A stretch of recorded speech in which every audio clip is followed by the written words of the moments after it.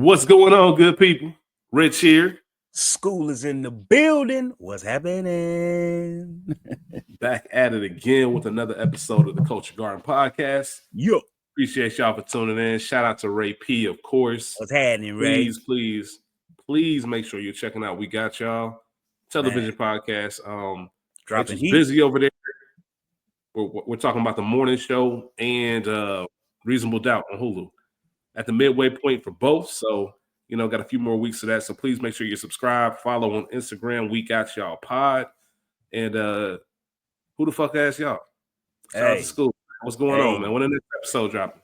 We recording something Sunday, and we already revealed it. I'm gonna watch the underclassmen, let Mario take over the hosting duties. I'm sure he got a bunch of questions for me, so I'm excited to get that done, man.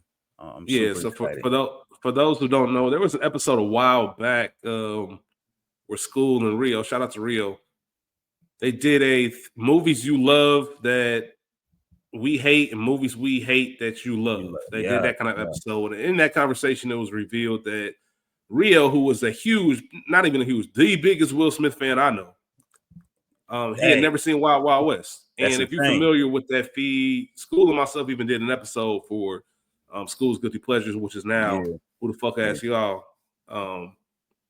But we did an episode on it, and that's one of Skool's Guilty Pleasures, of course, obviously, like I just said. Fuck with it. He really loves it. So they did an episode where Rio watched it for the first time and Skool reacted, and now the underclassmen with Nick Cannon is one of Rio. Let's tell you everything you need to know about Rio, man. Tell you everything you need to know about Rio. Underclassmen is one of his favorite movies, and Skool is watching it. Hey, man. Shout out to y'all, check it out. Check it out. Yeah, shout out to y'all. Man. Shout out to everybody else, the whole squad. Shout out to grown-ups, everybody. Yes. Too many to name at this point, which is a crazy thing to say. That's a beautiful thing. You hear me? Yeah, no doubt. But we are here, and shout out to y'all. Thank you for listening. Please subscribe, like, share, comment, tell a friend to tell a friend. We appreciate y'all for tuning in. We're continuing on New York Times Best Movies of the 21st Century list. Skool is joining me for this one. Since he is a movie head and watches all types of movies, it was only right. 70 through 61 right now is what we're going through. Hey, man, I appreciate you for this, man, because this shit here.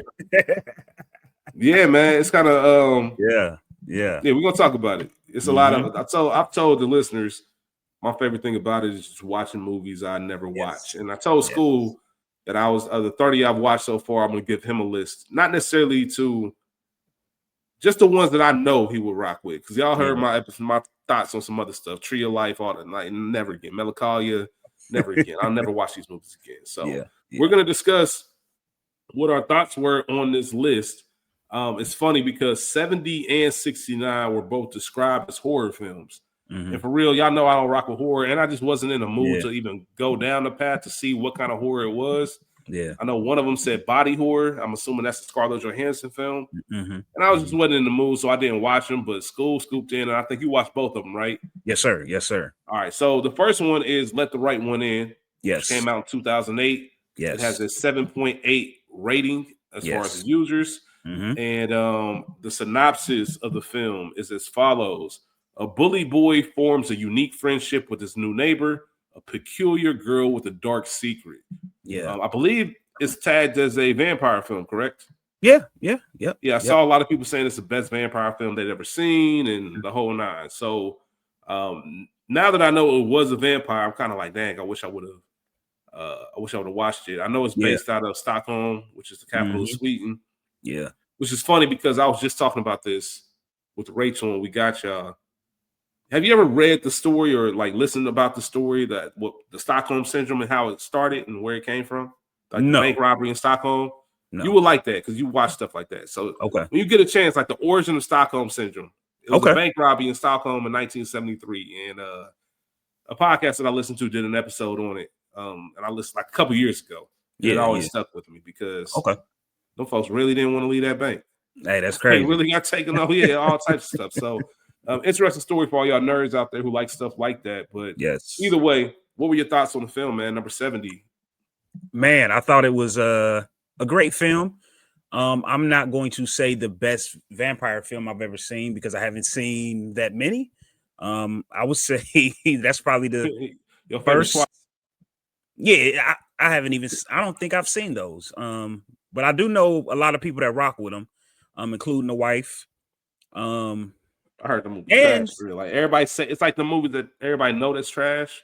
yeah. But you just say, oh, we was young and Now, all that. now I My will bad. say this, and I think I've talked about this on this pod. I know I've talked about it on Who the Fuck Asked You. I am right now in a deep dive of Buffy the Vampire Slayer. Yeah. That really helped me a lot with this movie. Like before, I didn't read anything about this movie. I just dug in and watched it, and it was little signs that if you know vampires, I'm like, hold on, wait, this little girl might be a vampire. Like, and I figured it out before, and it was just a dope ass movie. And I think that is interesting too that it was so great that Matt Reeves, they came back and did an American version of this movie. Is it called the same title? Has the same title? It's a shortened up title, but it came out in 2014 with what's her name? Chloe Grace Bailey or some Bailey. The one, yeah, I know you're talking Bailey. Nah. I know you're talking about Mints. Yes, her. Something like that, yeah. yes, her. And it didn't do as well, obviously. But yeah, it's a dope movie. Dope watch. One of the best things for me is, for those who don't know, I am blind as hell. Prime Video gives you options because it's all subtitles. You can put them subtitles huge, and that's what really made me want to watch it. And I got excited because I'm like, oh shit, I can actually see what's going on. Shit. So that was dope. No doubt, man. But I don't think it's a horror movie. I wouldn't even. It's crazy that they call it a horror movie. You know what I mean? So I don't know. Yeah, it's like psychological horror, like dark fantasy, psychological horror, supernatural horror. Yeah, that's what it was billed as. And I was just like, I saw the poster, and I'm like, I don't know. Yeah, I get why you didn't watch it for sure. Yeah. But I'm gonna check it out now that you mentioned that. Shout out to Toma Alfredson, who was the director of the film. Comes in at number 70 on the list. Yeah. Also, I forgot to tell folks, if you just now tuning in, I also been doing the King of the Hill, which Skool was participating in as well. Where I just crowned the best. We'll talk about this, man, because there's an interesting conversation to be had about best and favorite. Yeah. So, like, King of the Hill, I've looked at as my favorite, which has been Ocean's 11 so far. I think it took over the spot for Interstellar, and that was number 71. So the last movie that we reviewed last time. So we'll see if it still holds the crown, but I just want to make sure everybody knows that that's what's going on as well. All right, and number 69, we have a film that came out in 2013. It is one of the lowest rated films on the top 100 list. Yeah. It is Under the Skin. It is a 6.3 user rating, starring Scarlett Johansson, directed by Jonathan Glazer. Synopsis: a mysterious young woman seduces lonely men in the evening hours in Scotland. However, events lead her to begin a process of self-discovery. I'm not gonna hold you. And I guess this is a good disclaimer too. I don't watch, like Skool just mentioned, I don't watch trailers. I don't do research. I just watch the movie. Yeah. Kind of get what I get. And when I read that synopsis, I'm like, I'm cool. I'm something that I'm gonna watch right now. And I saw body horror and all that. Yeah. I saw Scarlett Johansson, so I'm like, that almost got me in, but I was like, I'm gonna go straight to 68. So what were your thoughts as you watched Under the Skin? I won't watch it again. It's not horrible, but it is one of those. It's so, like, you can take so many messages from this shit. Like, when I start deep diving and reading into it, it was so many different things that people were saying that her character was representing this, and this part was this. Like, it was very deep. So much so that I read something that didn't even click until I read it. For those who don't know, Scarlett Johansson gets butt bald naked in this movie, and there is no there's nothing sexual about it. Like, and what I'm saying is, like, she's seducing these men and trying to get them to have sex with her, but she drags them, like, she puts them in this abyss, like, and bro, it's just there's a scene that happens and you just like, hold on, like, she examining her body, like, as Scarlett Johansson, and that you just like, Oh wow. Like I don't even know how to explain it. So Man, as I read into it, a lot of that things that were said made sense. So much so that when they asked the director, Mr. Glazer, that's insane. They asked him when they asked him about it, he said that he didn't even really want to get into it because he didn't want to change anyone's minds. He liked that people had those opinions. Like, okay, you felt that it was this cool, bet I like that. You know what I mean? And that's dope to have that type of art. So, I think that's why it's really on that list. Like, it's just one of those. Is it worth one watch? I know you know. Oh, yeah. I know you'll never watch it again, but it's It's something I definitely should worth a watch. watch. Definitely worth a watch. Definitely worth a watch. Especially for, I guess, to look at it from a woman's lens, in a sense. Like, you definitely understand what women go through. Like, being a beautiful young lady is, I mean, all women. I'm not saying, but just like a Scarlett Johansson type of woman, like some shit goes down. It's just like, this is insane. So yeah, check it out, man. Interesting. All right. We'll do. Once again, I did not watch 70 and 69, so appreciate your Skool for filling me in on that. Let's move on to number 78, a film that was released in 2008. Yeah. It's got a 7.5 user rating. Jeremy Renner, Anthony Mackie, Guy Pearce, who we'll talk about. A few numbers down. David Morse. Shout out to David Morse. David Morse is in one of my favorite watches of all time, which is The Negotiator. He's in a lot of good movies. Man. Like David Morse finds himself in a lot of good movies. Yep.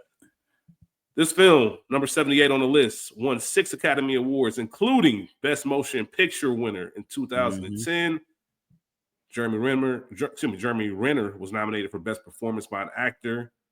It won for Best Achievement in Directing.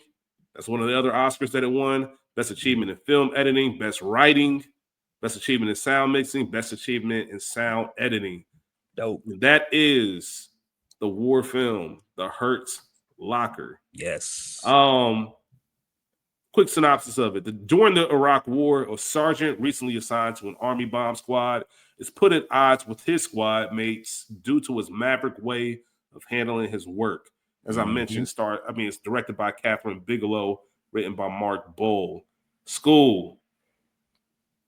Me and you texted about this a little bit. What were your thoughts on The Hurt Locker? Man, I highly enjoyed The Hurt Locker. One of the reasons why, and just like you said, we exchanged some messages, is a lot of reason why I don't watch those, Black Hawk Down, Saving Private Ryan, is I don't like getting attached to characters and they getting blown up and shit like that, man. That's just not my thing. And this didn't really have much of that. It was just, it is what the synopsis says. Like, this nigga's just, Jeremy Renner is just a rogue ass leader, and he's the leader, which makes it worse. Like, you can't even really say much to him.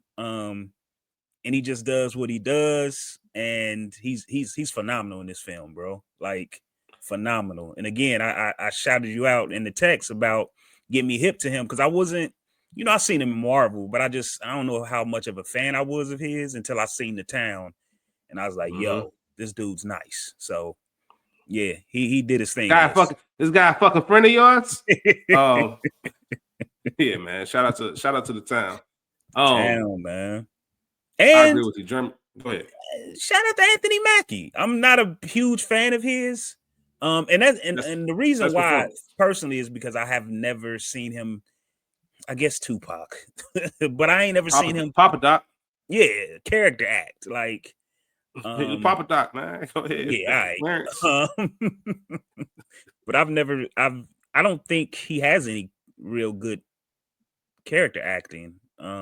And I just think he was playing what you expect a soldier to be. I don't know. But he did. I don't even know if it's that. I think he just comes off a certain way. Yeah. The faces he makes and stuff. I think people just feel a way about Anthony Mackie. Yeah. I think he's not. I don't think he's a bad actor. I don't think he's a great actor. I just think he's an actor. Yeah. I respectfully. Yeah. That overachieved. I just think he's an actor that overachieved, and I think we've seen it in Hollywood before. You get the right role or the right movie, you can go to heights that your talent once again, respectfully, because I don't think Anthony. It's not that Anthony Mackie's not talented. He's just not necessarily your favorite actor. Yeah, you know what I'm saying? Yeah, for sure. So yeah, it just shout out to him, man, for making the most of it. Yeah, he is a. Would you consider him an A-lister? I mean, after leading a Marvel, you got to give him A-list, man. See, that's what I'm saying. Like he probably is, but you don't even want to give him those props because it don't seem right. Got to. The Anthony Mackie conundrum. But either way, I say all that to say and agree with you. He really was phenomenal. That's the worst thing. That's crazy about Anthony Mackie. He's had some career-ending movies. Like he's been in some shit that should have ended his career easily. Crossover. Talking about this man might be an A-lister. That's insane. He was a crossover, man. Worst movie I've ever seen in my life. Come on, man. I heard people like Metal Gear Solid, which is a show I believe on Peacock. I never watched it, but I know he's in that and stuff like that, like I said, the Marvel thing. But even then, like, all right. Either way, I think he was really good in this movie after saying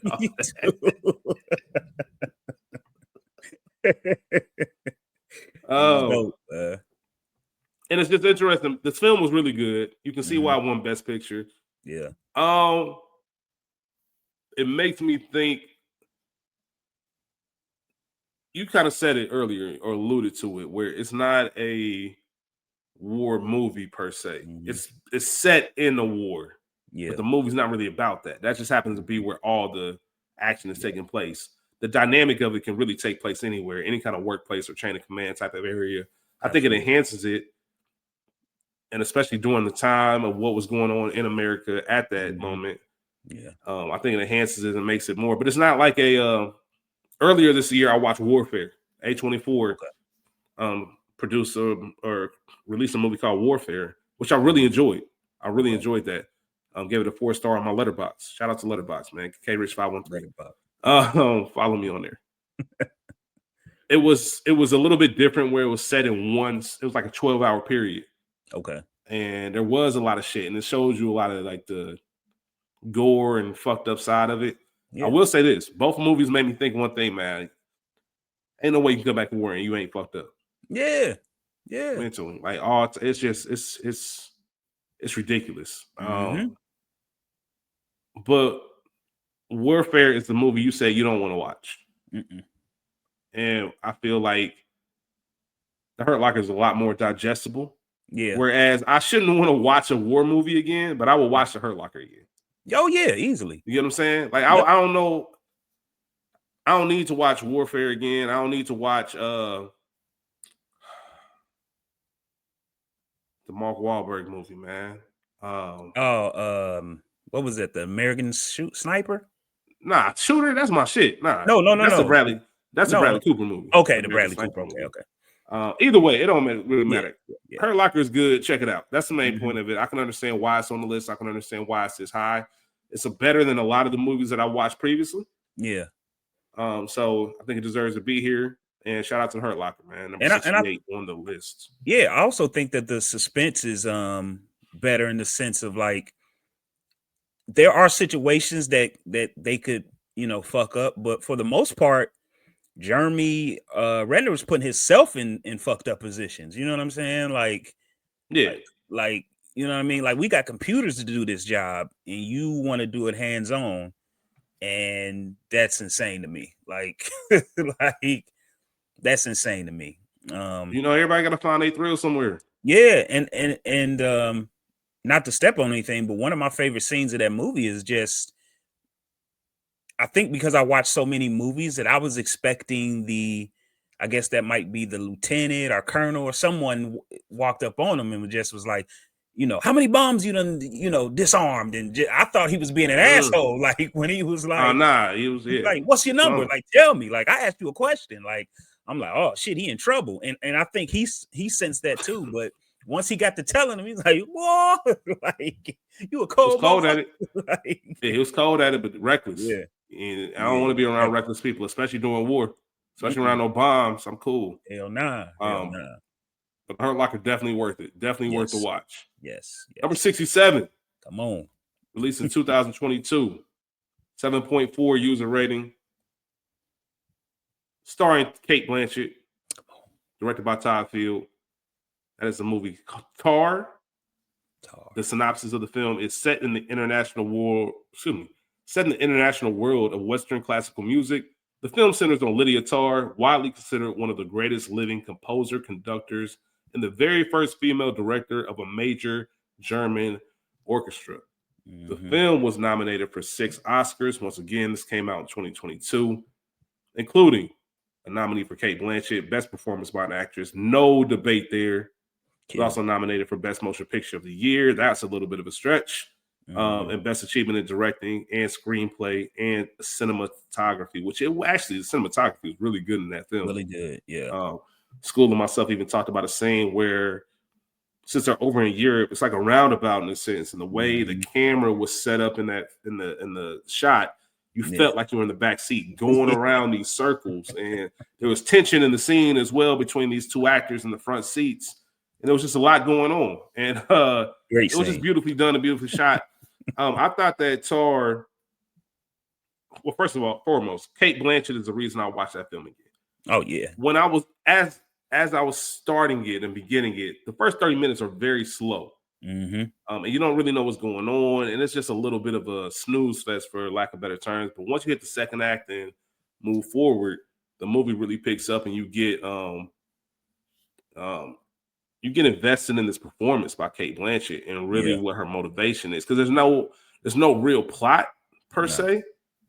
You're kind of following this short moment, and there's some drama, there's some other stuff going on, but it's not enough to really, it doesn't get you invested enough, but you are curious enough to watch. Yeah. Like, I don't care one way or another what happens to this character, but she gives me enough to at least watch what's going to happen. Yep. I think that's the best way to describe it. And once again, I don't know who else was nominated in 2022, but her performance was good enough to watch it. And as I was starting it, like I said, it was one of those films like, I'll never watch this again. And I'm like, you know what? I'm going to give it another shot and see what else I can pick up from it, just because she was that good in it and was out there wilding. And it kind of tells a story of power and fall from grace and ego and everything else. And it's long, probably 20 minutes too long, I would say. Yeah. But outside of that, it's decent. I don't think I'd have it numbered. Like, I would say Hurt Locker is better than this. I don't think I'd have it at 67, but I think I can see why it's on the list. I probably would have put it in the 80s somewhere. But shout out to Tar. What were your thoughts on it? I'd have to agree with pretty much everything you said. I think that Kate was phenomenal in this movie. That's without question. A little bit too long, but I think it was perfect. It's a perfect movie for the past 10 years. I would say, for sure. 100%. Of society, of what's going on. Something we talked about on Who the Fuck Asked You? Art versus, artist. All that shit. Like, and what I really think that was dope was that it centered around something that not your average person really knows or can relate to or dive in or you know what I mean, like classical music. Like, I don't know too many people that really know classical music. Not saying that there's not a lot, because I'm there has to be. Obviously there are. Yeah, but I just think it was a great message. Everything in it. Again, 20 minutes too long. It was a few things that I just was like, why is this in here? But that performance by her is definitely worth that watch. Because I'm definitely gonna watch it again just for her performance, easily. Yeah. Like I said, it is one of those, you watching it like, I'm damn near about to cut this off. Mm-hmm. By the end of it, you're like, you know what, I'm gonna see that again. Yep. I probably only got one more watch. Yep. Maybe 2, but that's about it. It's definitely worth it though. So check it out. Number 67, Tar. Number 66 on the list is Spotlight. Came out in 2015. 8.1 user rating. Directed by Tom McCarthy. Stars Mark Ruffalo, Michael Keaton, Rachel McAdams. Stanley Tucci was in the movie. A lot of big performances and just overall good film. Yeah. I know it's listed at number 219 on the IMDb top 250 list. Okay. So 219 best films of all time. I know it won 2 Oscars. It won for Best Motion Picture. So we have two Best Picture winners in this category, or in this 10, should I say. Mark Ruffalo was nominated for Best Performance by an Actor in Supporting, and Rachel McAdams was nominated for Best Actress in a Supporting as well. Best Achievement in Directing was a nomination, and it won for Best Writing, Josh Singer and Tom McCarthy. Also got a nominee for Best Film Editing. Skool, I know you watched Spotlight. What were your thoughts overall as you got through the film? Was it your first time as well? Yes, first time watching. Very, very great film. Man, dope performances from everyone. Of course, Stanley Tucci steps in, does what he does best. Even if you give him 20, 30 minutes on screen, he's gonna make the most of it, without question. Rachel McAdams was dope. Mark Ruffalo was amazing. I think my standout was Michael Keaton though. Like he just he was phenomenal in this, to me. But it's just crazy how shit just gets hidden, and man, it's a crazy world we live in, man. It's just a sensitive, subject matter. And if you, I don't know, for certain people, for certain people, for sure. For the Catholic Church is sensitive. Everybody else, fuck them, man. Y'all touching kids, man. Fuck y'all. Yeah, for sure. That's one of the great scenes by Ruffalo. I'm sure that's the scene that got him nominated. Oh, that's the Oscar reel scene, the new scene. Yep. Yeah, that's the one they played on the reel before they showed his face in the crowd. Yeah. Yeah, for sure. But yeah, so I highly enjoyed this movie. Would I watch it again? Maybe once, maybe one more time. But again, the subject matter is just a little too much for me, man. So yeah, it is a lot, and it was obviously based off true events, and we all can probably remember when that news really broke, how big of a deal it was. Yep. And I think it's a film that's just driven on performance. The subject matter is uncomfortable, and it isn't a film that you just Friday night gonna say, "Oh, I'm about to watch Spotlight." You ain't strolling around the crib like, I ain't watch Spotlight in a minute. Let me check that out. Unless you are in the mood for a great performance. Yes. I will watch it again for that. I couldn't tell you when that will happen, but I'm sure there'll be a time when I'm just on something. You know what? Let me check this out again. Ruffalo really did his thing. Tucci. McAdams, like you said, Michael Keaton is one of my favorite actors for real. And I thought he was really good in it, and the character that he played, and the story of blame all the way around. Like nobody's really innocent in all of this. Yes. And I think that's the overall thing. Like if when you don't act, you just as guilty. Yep. And the idea of protecting the overall, the big power, the conglomerate versus protecting the small guy. Yep. The person, or in this case, being more direct, the kids. Yes. Which is wild. And just guilt, but lack of shame, I guess. Yeah. No shame. You know what I mean? Like really no shame about it. So, it is worth the performance. It was really good. 66 makes sense. Films like this, I love journalism anyway, so that's a big draw for me as well. Yes. I was gonna say that. I was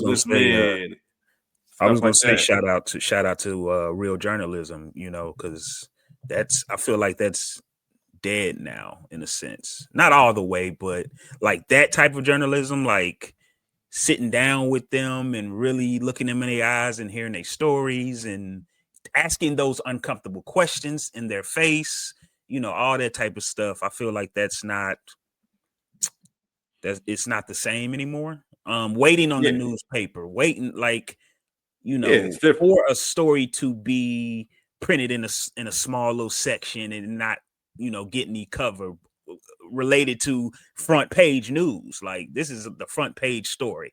So no doubt. And it like one of my favorite moments in the film, and I was just mentioning earlier, like All the President's Men, stuff like that, which Hoffman, R.I.P. Redford,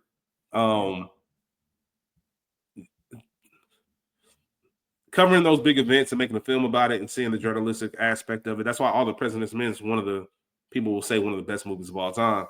Yeah. You can always go back, but it's not necessarily a must watch in that sense. Yeah. And there's something else I was just about to say about that. Oh, one of my favorite moments, really.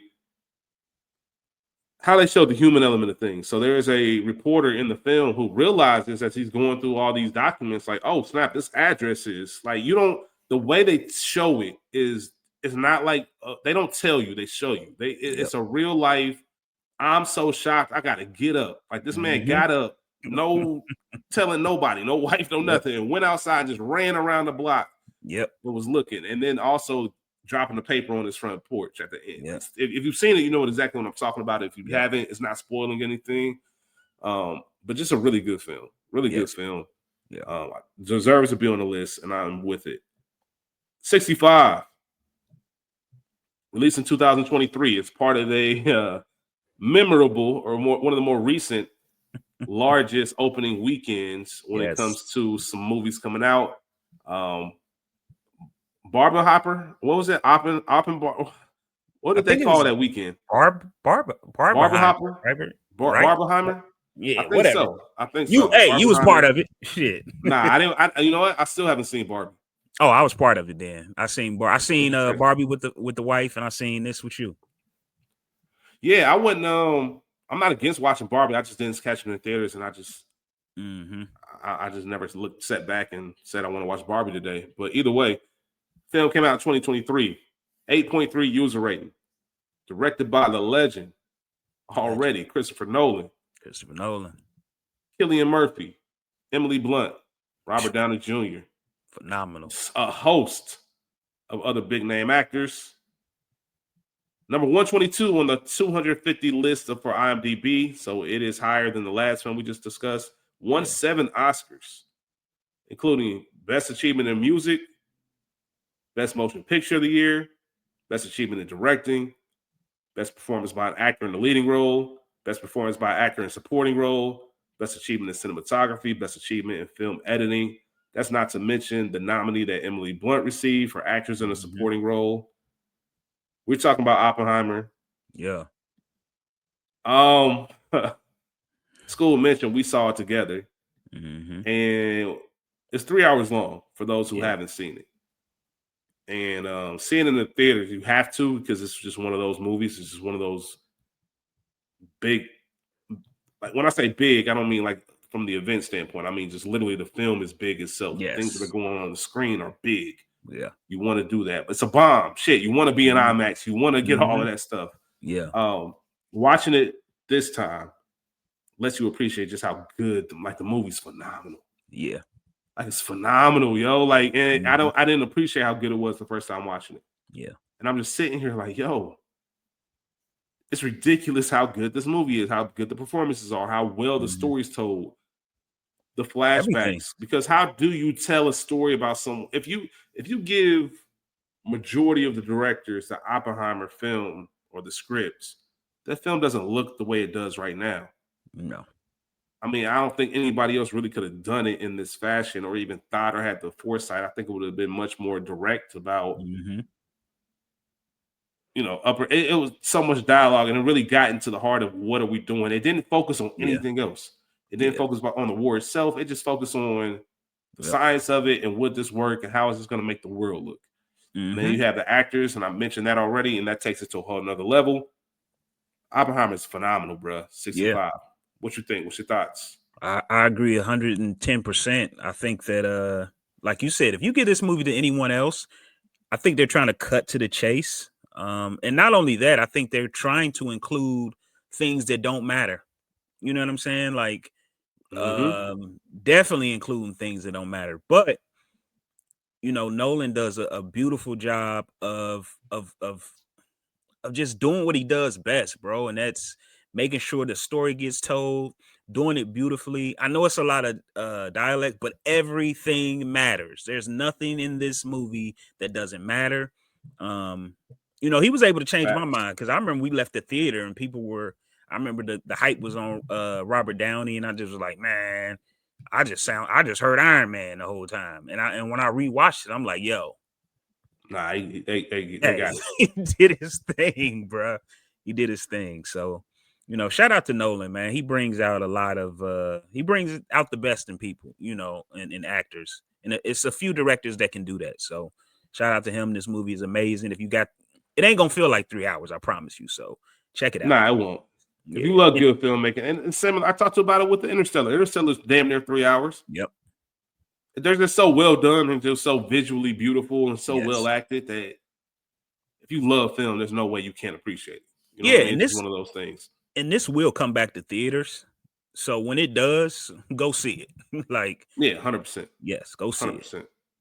All right, let's move along. Number 64 on the list. Released in 2014, 8.1 user rating, directed by David Fincher, the legend, starring Ben Affleck, Rosamund Pike, Neil Patrick Harris, Culture Garden fan, or Culture Garden favorite, Tyler Perry. Shout out to Tyler Perry, man. I rock with Tyler. We're talking about Gone Girl. Yeah. The synopsis: the husband of a missing woman becomes the main suspect in her disappearance. I believe it's based off a novel. And I know Skool, I know it is based off a novel. I don't know why I said I think, because I knew that already. Yeah. And Skool has read it. Yeah. And I want to say Rosamund Pike was nominated for Best Performance by Actress in a Leading Role at the Academy Awards.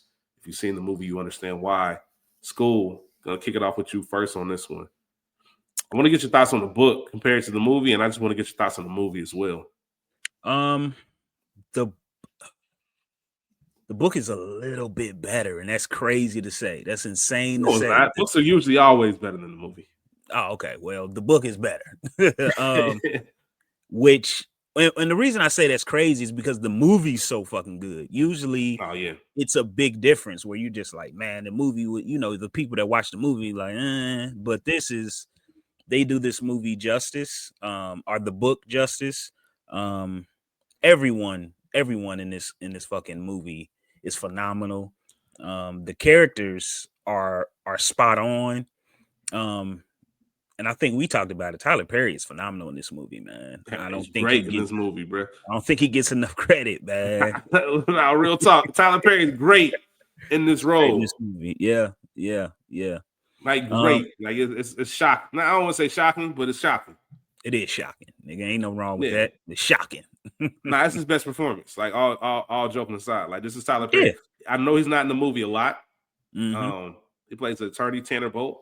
Yep. But no, legit. Like, you look at Tyler Perry, and from an acting perspective, it looks as somebody as seasoned as if they got like an Idris Elba to come in and play that role, or somebody like I'm not even joking. That sounds crazy to say out loud. When you watch this, it works so well.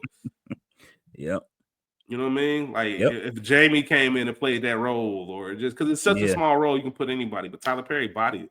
I got to read the story of how he got that role, because he normally doesn't even work outside of his stuff.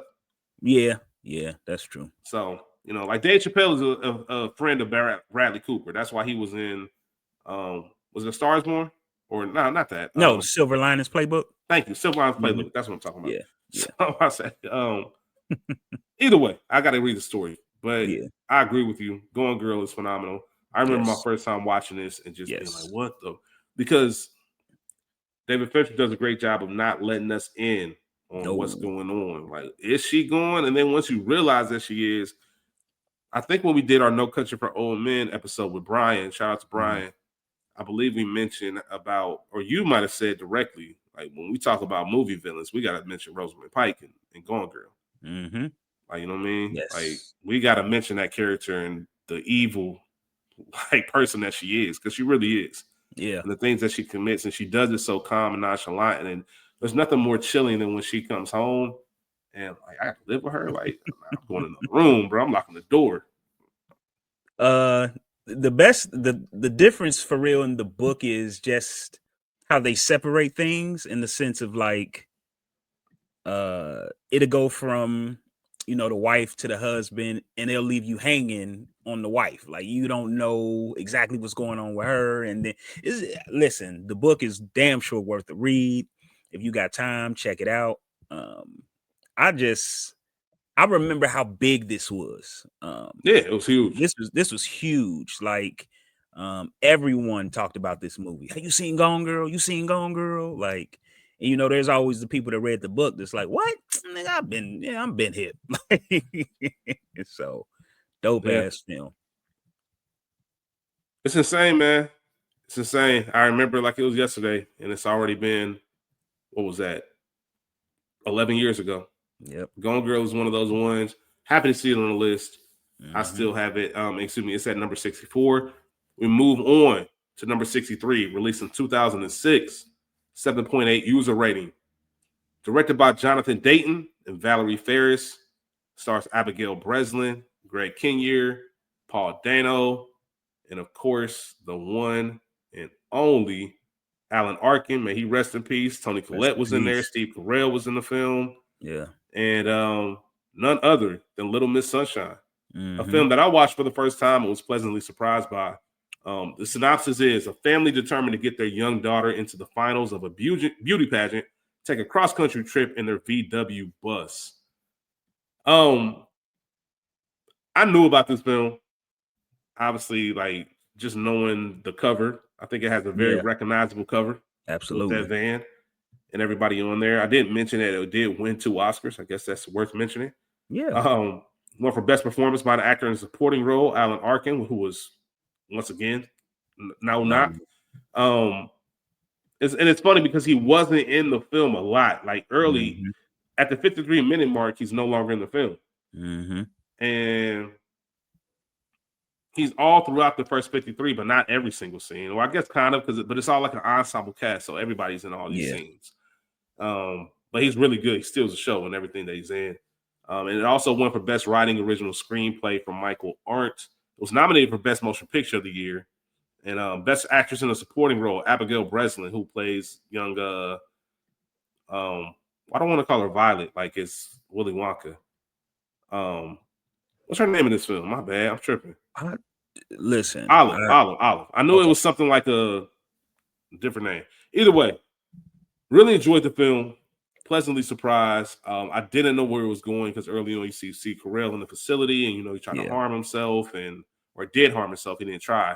Attempted to unalive himself, and as the film unfolds, you start getting to these people's stories and their background. And I would have never thought that Steve Carell was brilliant. Not the actor. I'm sorry, his character in this film. I would have never thought that he was brilliant given the situation we met him in.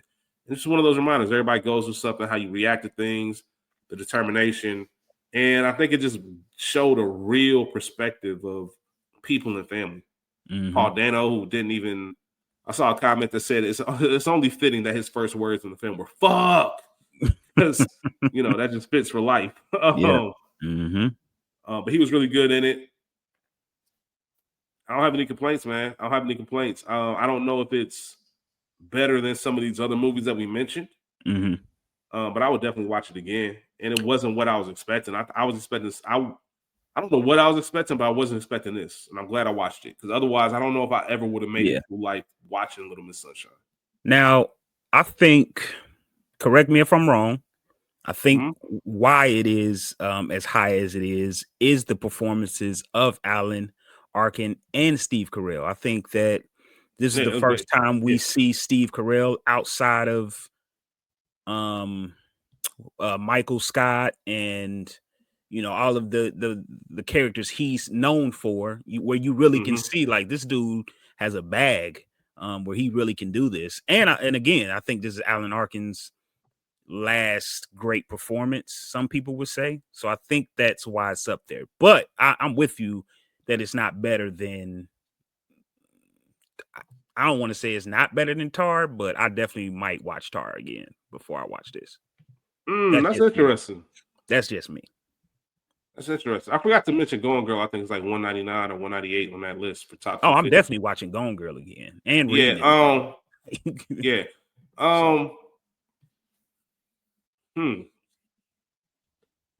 Little Miss Sunshine or Tar?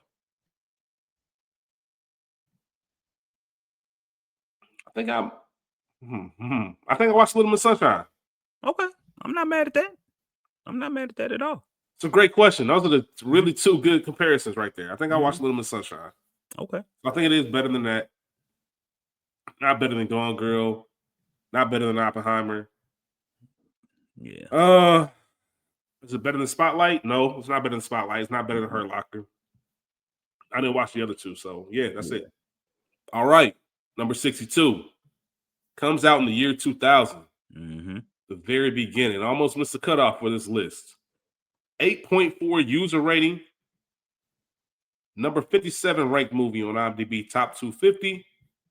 It's nominated for 2 Oscars. Christopher Nolan, once again, is the director of the film. Yeah. Second time on this list. There will be more movies. Spoiler alert. He was nominated for Best Writing for a screenplay written directly for the screen. It was also nominated for Best Film Editing at the Academy Awards. Starring Guy Pearce, Carrie-Anne Moss, Joey Pants, Mark Joe. Oh God, Joey Pants, who was really good in this movie. Mark Boone Jr. Yeah, incredible. He kind of made the movie in my sense, even though Guy Pearce was really good in it too. Yeah. But we are talking about none other than Memento. The synopsis: a former insurance investigator who now suffers from anterograde amnesia uses notes and tattoos to hunt down his wife's murderer. This is a real form of amnesia where people just don't have short-term memory. So they remember everything up to a certain event. Yeah. And then they can't form new memories. So depending on how much is going on and what's on their mind is really the determining factor for how long they can remember the newest thing. So literally that's what it is. And kick it over to you, Skool, to start out. This is number 62. I know it was your first time watching it. What were your thoughts? Yes. Man, listen. Nolan does it again, man. If correct me if I'm wrong, is this his first movie? It's not his first movie, but it's his first big movie. Okay. Yeah, he did some so Nolan started with some shorts. Yeah. And this is the first mainstream Nolan movie that everybody, and I won't say everybody because I'm not gonna say it was super popular coming out. It definitely was a word of mouth. Have you seen this movie? Yes. But it was the one that started it all, I'd say, as far as the lore of Christopher Nolan. He had a movie called Following, that came out in 98. Okay. But I don't even know. It's only an hour. It's like an hour long. So I don't know if you would consider that a film or a short. So I guess, so that's why I said some people consider this it. Well, I say all that to say this. I remember when he was doing the Batmans and someone's, shout out to my boy Rowdy.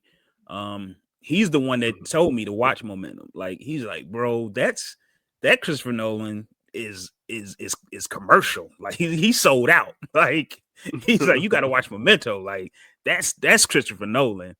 And I never watched it, and this is my first time watching it, bro. And I'm amazed. And two things that I've already thought to myself is who won Best Editing over this movie, because you gotta, bro, you gotta be on it to edit this film. And two, what's better than this?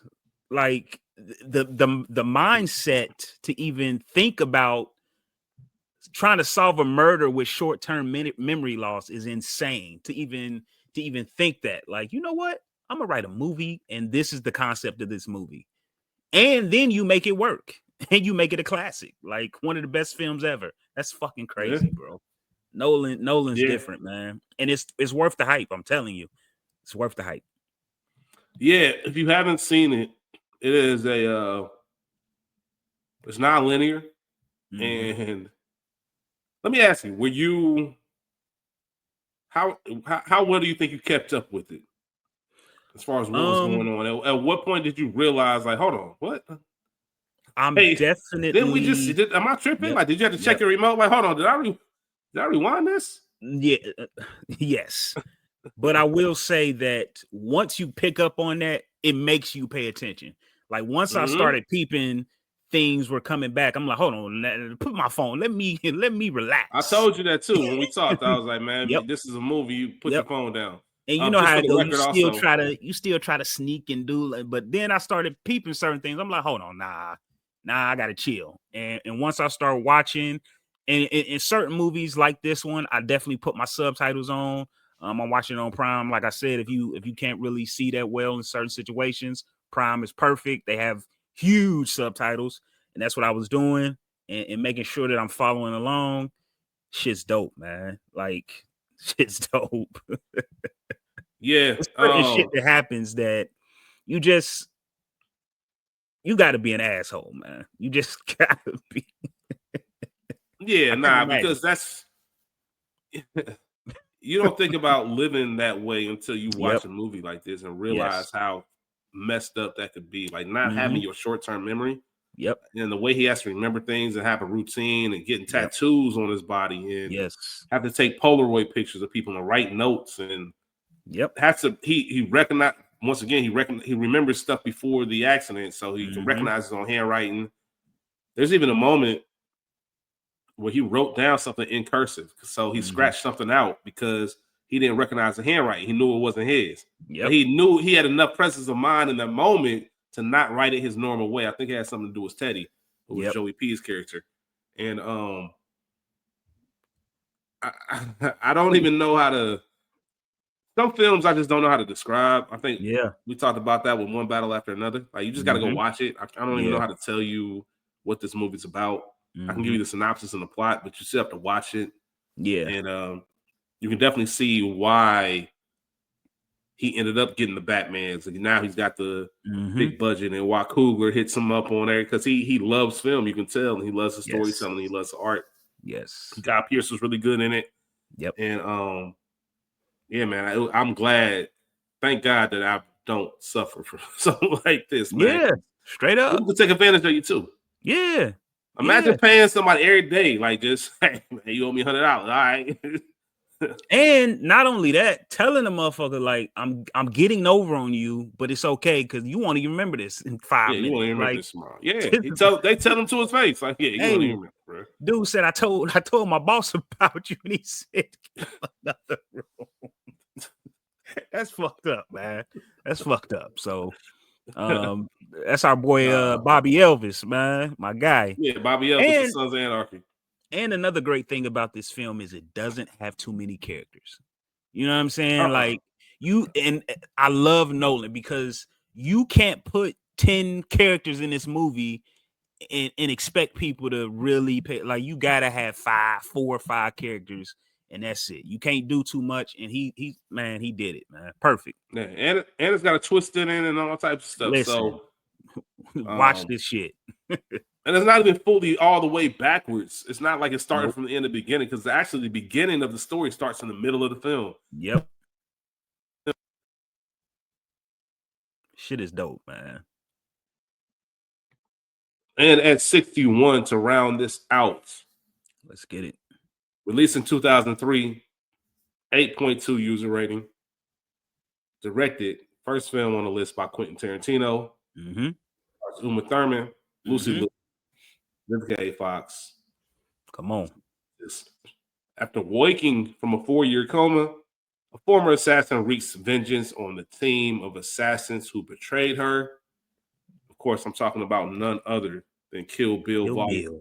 Quentin Tarantino's 4th film, rated number 152 on the top 250 list. Skool. Yeah. I want to ask you, there's more Tarantino movies on the list, similar to how there's going to be more Nolan movies on the list. So I don't necessarily want to have a definitive top 5, but does Kill Bill Volume 1 make your top 5, Tarantino? I think it might. I was thinking about this earlier. It might be 5. If it is, it's 5 for sure. Yeah, for sure. If it's on, but it's good. Oh, it's really good. You know, one of my favorite one of my favorite stories around this movie, and I don't know if you know this one, Rich. You might. We have an uncle who is into kung fu movies and westerns and all that manly shit. And I remember this shit came out, and he swore he would never see this movie. Ain't no woman doing all that shit. It's just him, not me. And I begged him to watch this movie. Then my mom begged him, and he finally watched it. I'll never forget him coming back to us and saying, yo, it's one of the best fucking movies I've ever seen in my life. I didn't even know this. Period. I didn't even know this. Yeah, man. Your favorite uncle. Yeah. I know. I know exactly who you talk about, man.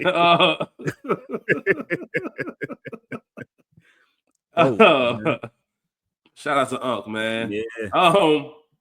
What is Uma Thurman rank in the Tarantino actor list?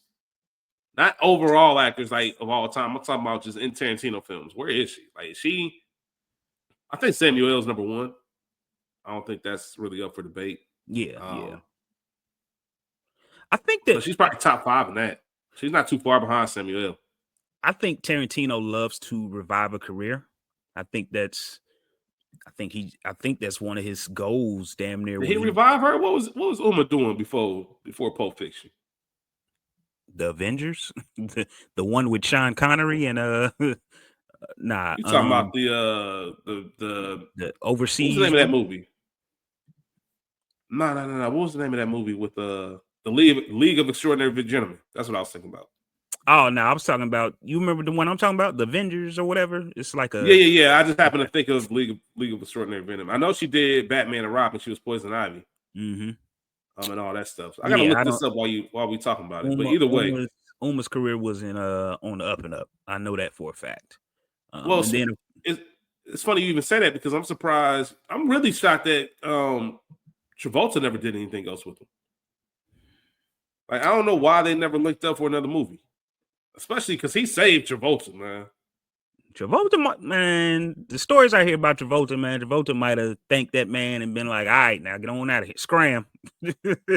Beat it. Shit. Man, because he did get Shorty not too long after that, man. Travolta was back. Yeah, he was. Because he did Michael. That shit was trash. That nigga did Phenom or whatever. Phenomenon? Yeah, Phenomenon. Hey, shout out to Wild Hogs. Hey, Wild Hogs, that's my shit. Fucks with it. Wild Hogs. Wild Hogs, man. What are your? I guess I answered the question. If it wasn't mine, it'd be 5. Yeah. I think my top 4 are pretty much locked. Yeah. My number 1 is definitely locked because it's sentimental and it's just great. Yeah, probably Jackie Brown probably be number 2.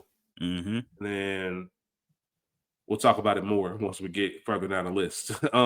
Yeah.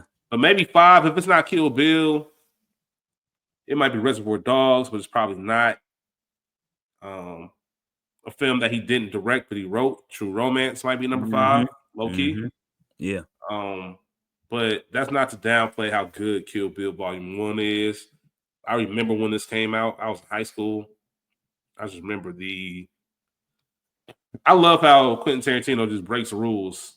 Oh, man. It just does things that he wants to do. And just recognize that this is film, this is entertainment.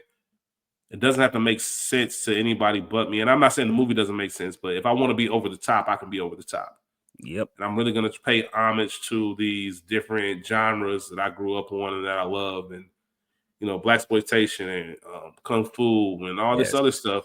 Yes. That he really just enjoyed. And he just kind of mixes it all together. Like even the scene. So as he breaks these down to chapters, just to take the move of in the middle of this film, taking the Lucy Liu character and telling her origin story as animated. Like it's anime.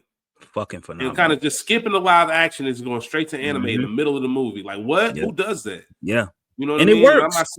And it works. And it works. And it's a cool way of telling the story. And then you get back to the real version. And it's not like a 20-second clip. Like you win it. Yep. You win it. Yep. You figuring out who this girl was and how she became who she was. Yes. You know what I mean? So I just like when people take chances like that. And if it works, it works. If it doesn't, oh well. And that's just only film lovers make movies like that. Yeah. You gotta love film. You gotta love just being able to fuck around and do things like that on screen.